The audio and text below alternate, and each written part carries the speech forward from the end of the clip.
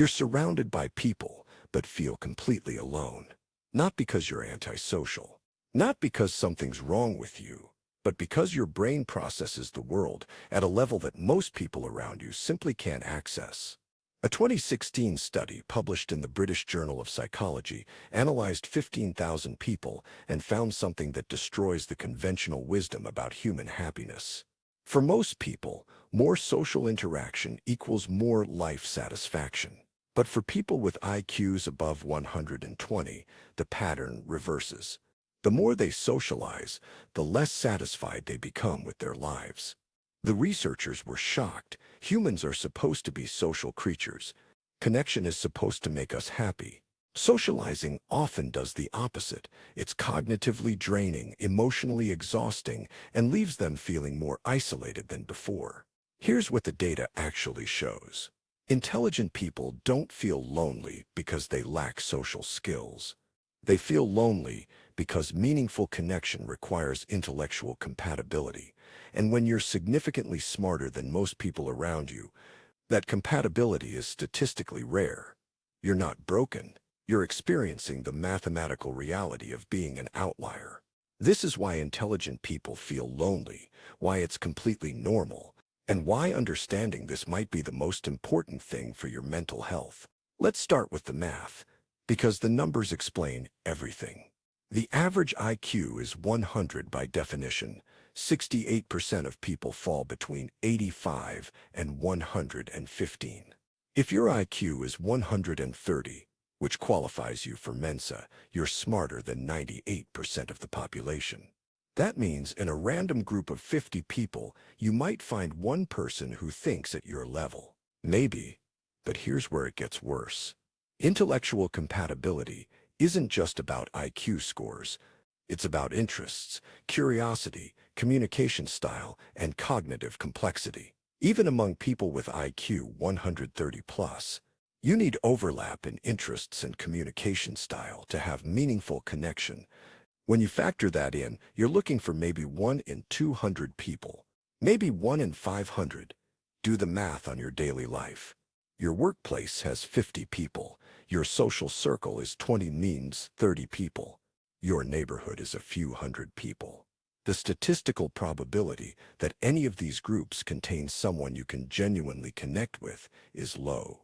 Not because you're picky or difficult, because the numbers don't work.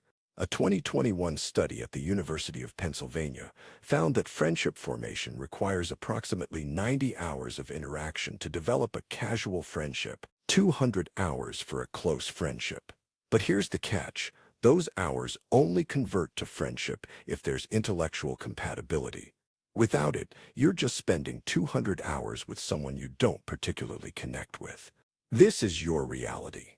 You need intellectual compatibility that only 2% of people can provide. And then you need to spend 200 hours with them to build genuine friendship. In a world where most social interaction is surface level and most people aren't intellectually compatible, loneliness isn't a personal failure. It's a statistical inevitability. You know this pattern. Someone starts a conversation. You engage within 5 minutes. You've exhausted their depth on the topic. They're satisfied with surface-level discussion. You're just getting started. The conversation dies because they have nowhere else to go. A 2017 study at Harvard examined conversation depth and found that highly intelligent people process information faster and make more complex associations than average people. When you hear someone mention a topic, your brain immediately connects it to 5 related concepts, 3 implications, and 2 counter-arguments. Their brain processes it at face value. This creates an impossible dynamic. You're 3 steps ahead in the conversation, while they're still on step 1. You either slow down to match their pace, which feels intellectually stifling, or you continue at your pace and watch their eyes glaze over. Neither option creates connection. One is boring for you. The other is confusing for them. But here's what makes it even worse. Most people don't want intellectual depth in casual conversation. They want light, easy interaction that doesn't require cognitive effort. A 2019 study found that 76% of people prefer conversations about concrete, Immediate topics, weekend plans, TV shows, sports, weather. Only 24% prefer abstract, conceptual discussions about ideas, systems, or theories. Guess which group you're in. Guess which group constitutes most social situations. You're not bad at conversation. You're trying to have a different type of conversation than most people want to have. It's like showing up to play chess and everyone else wants to play checkers. You can play checkers, but it's not satisfying. And after years of playing checkers when you want chess, you stop wanting to play at all. How was your weekend? Great. How was yours? Good. Crazy weather we're having. Yeah, it's been wild. This exchange makes you want to scream. Research from the University of Arizona found that highly intelligent people derive significantly less satisfaction from small talk than people with average intelligence. They tracked 20,000 conversations and found that intellectually gifted individuals had 50% fewer small talk exchanges and significantly more substantive conversations than average people. But here's the problem. Society runs on small talk. It's how people establish rapport, signal friendliness, and maintain social cohesion. It serves a social function, just not a cognitive one. For most people, small talk is comfortable and pleasant. It's a waste of processing power. Your brain is built for complexity. Small talk is definitionally simple. Forcing your brain to engage with simple, repetitive social scripts is like using a supercomputer to add single-digit numbers. It's not challenging. It's not interesting. It's actively frustrating because you're not using your cognitive capacity for anything meaningful. And here's what others don't understand. When you try to skip small talk and go straight to interesting topics, people think you're socially awkward or intense. They need the small talk warm-up. You don't. This fundamental mismatch makes you seem weird, and after enough weird reactions, you start avoiding social situations entirely. Your coworkers are excited about the new Marvel movie. Your family is obsessed with a reality TV show. Your friends want to discuss celebrity gossip. You feel absolutely nothing. A 2020 study in Intelligence Journal found that highly intelligent people require more cognitive stimulation to feel engaged. What entertains people with average intelligence, plot-driven movies, predictable TV shows, gossip about known figures, doesn't provide enough cognitive complexity to engage high-functioning minds. It's like how a professional athlete needs intense training to feel challenged, while a casual gym-goer is satisfied with a light workout.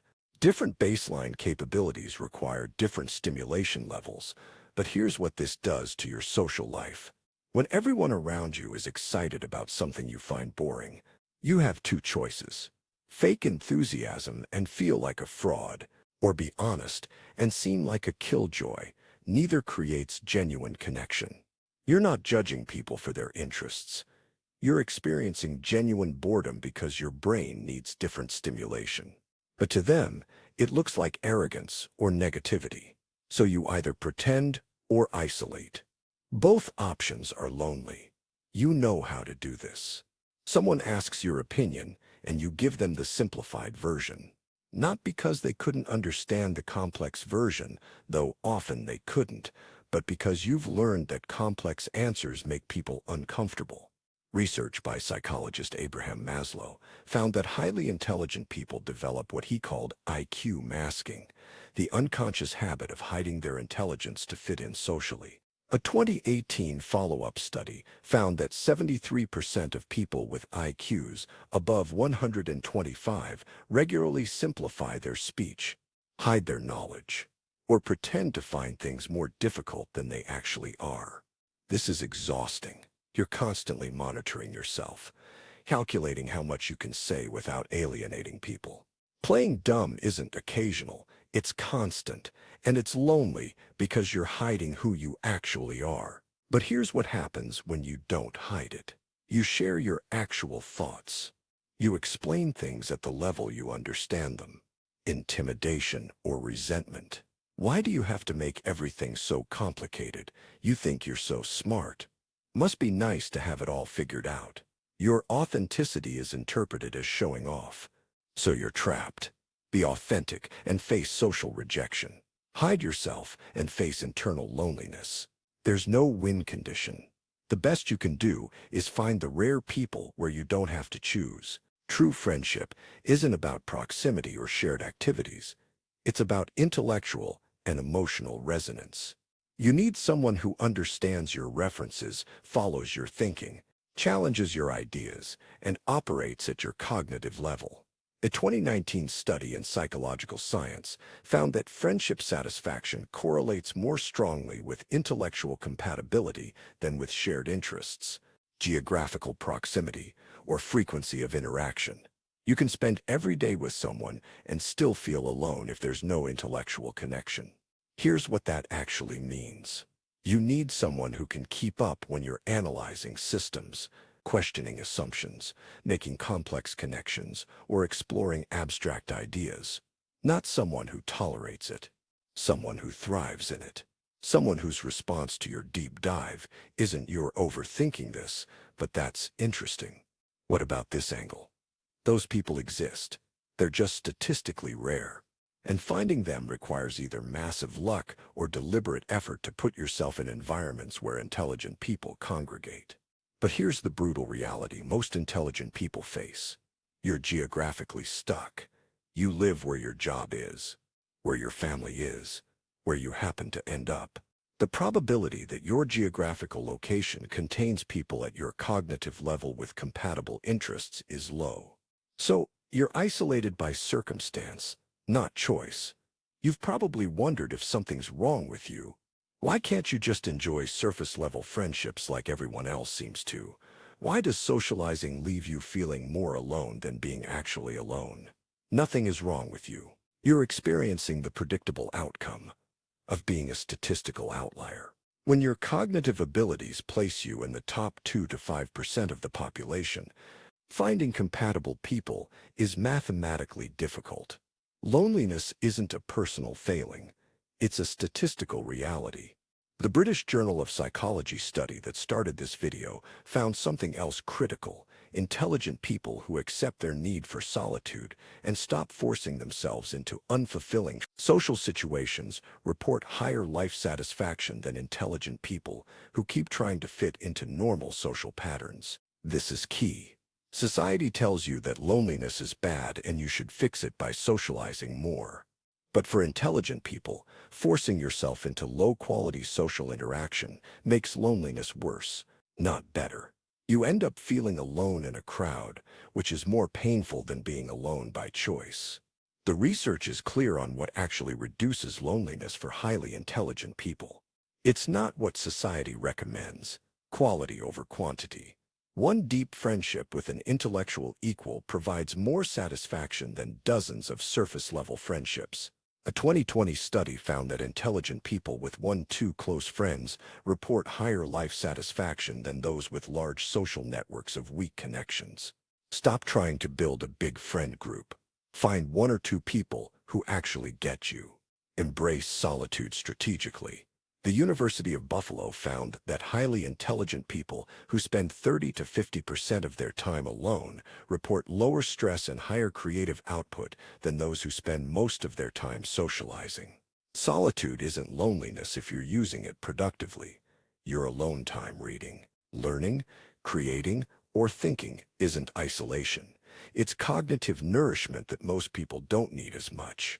Seek intellectual communities deliberately. You're not going to find intellectual equals randomly. You need to go where they congregate. Specialized conferences, online communities focused on complex topics. Fact luck is rare. Deliberate positioning works. Stop pretending. The energy you spend dumbing yourself down to fit in is energy you could spend finding people where you don't have to pretend. Yes, being authentic might alienate more people, but it also signals to compatible people that you're someone worth knowing. Hiding yourself prevents both rejection and connection. Accept that your social needs are different.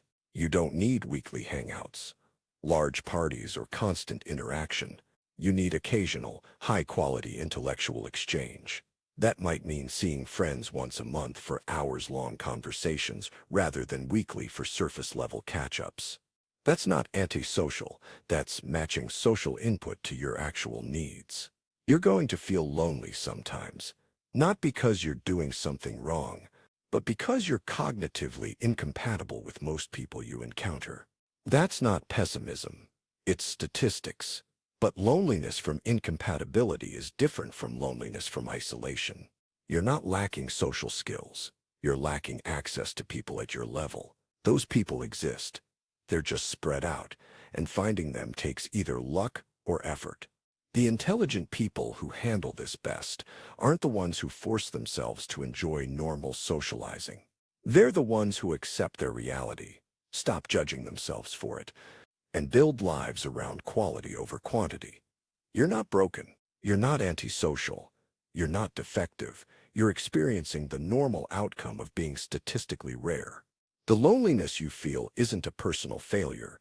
It's the price of cognitive outlier status. And the solution isn't becoming more normal. It's finding the rare people where normal doesn't matter.